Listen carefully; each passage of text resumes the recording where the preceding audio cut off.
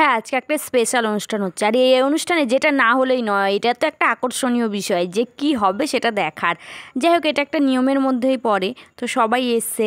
এখন এই যে বর দেখো চিংড়ি মাছ এনেছে, মামি রান্নাবান্না করছে। হ্যালো বন্ধুরা, good morning and welcome back to my channel. তোমরা সকলে কেমন আছো? আশা করছি ভালো আছো। আমিও ভালো আছি তোমাদের ভালোবাসায়। তো আজকে আমার লুকটা দেখে বুঝতেই পারছো, এখানে মা বোনকে চুল আঁচড়ে দিচ্ছে।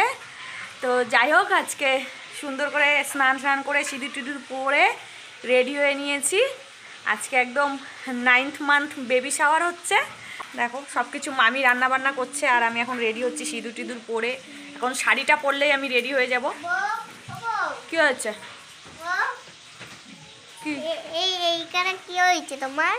সানি ভাইকে তো তোমরা চেনোই যদি আমার ব্লগ কেউ দেখো। যাই হোক, ও নাকি আমার হাতে কি দেখেছে সেটা বলছে। তো যাই হোক, মেন কথা হলো জানো তো, এখন না কথা বলতে গেলেই অল্পতেই হাঁপিয়ে যাই। দেখতেই পাচ্ছিলে কেমন হাঁপাচ্ছিলাম কথা বলতে বলতে, যেহেতু একদম শেষের দিকে চলে এসেছি।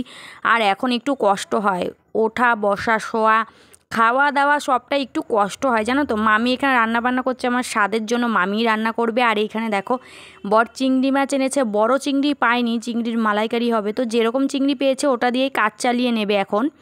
আর মাছ এনেছে, এই মাছগুলোকে এখন বরই ধুয়ে পরিষ্কার করে দেবে। চিংড়ি মাছ, তারপরে কাতলা মাছ, না রুই মাছ, কাতলা মাছ আর রুই মাছের মধ্যে আমি মানে বুঝি না ঠিকঠাক মাছ।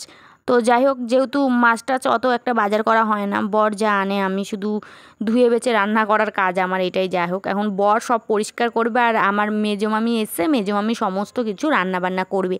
আর আমার মা সব জোগাড়জান্দি করে দেবে। আর আমার বোন তো একটু হেল্প করবে টুকটাক। তো যাই হোক, আজকে এই নিয়ে তোমরা তো দেখেই বুঝে গেছো আমার 9 মাসের স্বাদের অনুষ্ঠান হতে চলেছে। তো আর কিছু দিনের অপেক্ষা। আমার ছোট্ট সোনা বা মনা যাই আসুক না কেন, তার মুখটা দেখবো আর কয়েকটা দিনের মধ্যে। এখানে টমেটো কেটে রেখেছে, টমেটোর চাটনি হবে। তো ভীষণ এক্সাইটেড আমি যে আমাদের বেবিকে দেখার জন্য। সে বেবি গার্লই হোক আর বেবি বয়ই হোক না কেন, মায়ের কাছে তো বেবি গার্ল বা বেবি বয় কোনোটাই ম্যাটার করে না। শুধু ম্যাটার করে যে সে মা হতে চলেছে আর তার বেবি এই পৃথিবীতে আসতে চলেছে, তার বেবির মুখটা দেখার জন্য। এখানে তো একটু বেবি বামটা তোমাদের সাথে শেয়ার করলাম। এখন সত্যি কথা বলতে খুবই কষ্ট হয় ওঠা বসা করতে। তো যাই হোক, আর কয়েকটা দিন কষ্ট করতে হবে, তারপরে তো আমি বেবির মুখ দেখতে পাবো। এখন তো মা আমাকে সাজিয়ে দিচ্ছে। মা যে আমাকে কী সাজাতে চাইছে, ফুল দিয়ে, গোলাপ ফুল দিয়ে আমাকে সাজিয়ে, মা যে আমাকে কী সাজাতে চাইছে আমি নিজেও জানি না। তো যাই হোক, আমাকে সাজিয়ে গুছিয়ে দিল। এখন আমি বসেছি, এখন নিয়মকানুন হবে। তো দেখো পাশে বসেছে ওই সানি বসেছে, আর এখানে আমার জায়ের ছেলে বসেছে, মানে আমার জেম্মা শাশুড়ির ছেলের ঘরের ছেলে। তো এখন সবাই এসছে, এ দেখো আমার জায়েরা এসছে, জেম্মা শাশুড়ির ঘরেরই এরা সব বউ।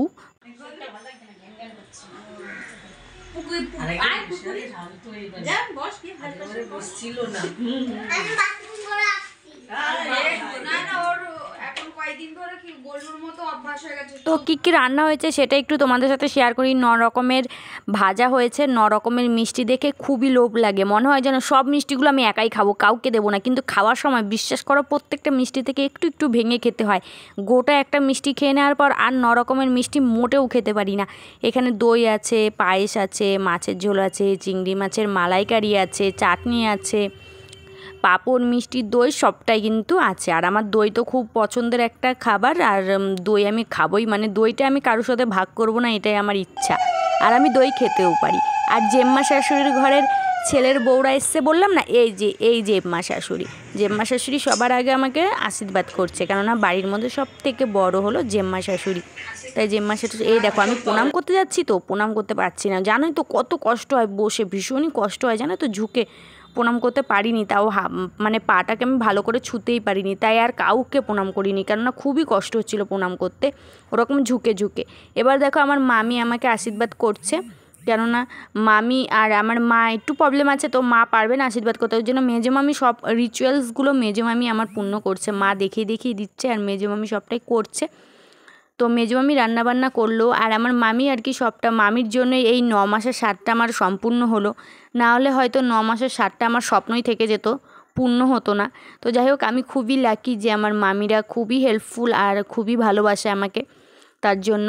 তো আমার মা করতে পারেনি তো কী হয়েছে, মামি করে দিয়েছে, তো আমার আশাটা পূর্ণ হয়েছে। তো এখানে সবাই মিলে একটু গল্প করাকরি হচ্ছিলো। তারপরে সবাই আমাকে আশীর্বাদ করবে, পরপর দেখতে পাবে যারা যারা আমার থেকে বড় তারা সবাই আমাকে আশীর্বাদ করবে। বাচ্চারা দেখো কেমন ছোটাছুটি করছে, কোনো না কোনো মানে যে কোনো অনুষ্ঠানে না বাচ্চাদের বেশি আনন্দ হয় বড়দের থেকেও।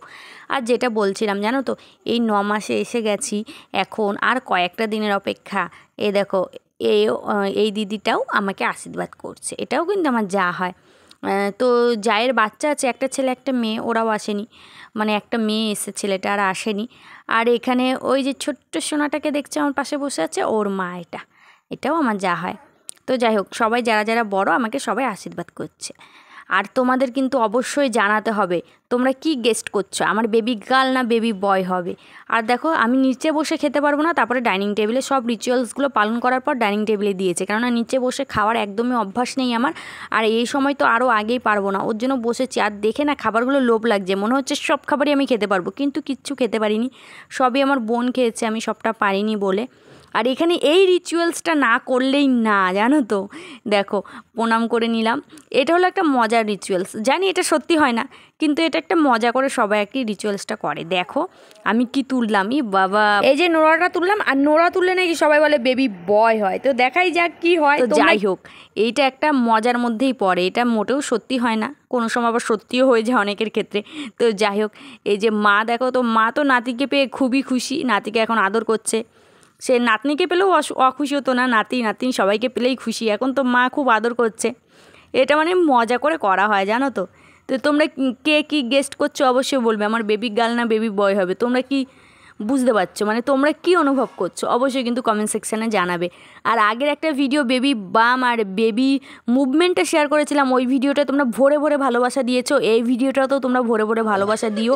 আর এটা হলো মাসির হাসি দেখে তো তোমরা বুঝতেই পারছো যে মাসি কতটা খুশি হয়েছে তার ভাগনাকে কোলে নিয়ে। তো সবাই হাসাহাসি করছিল।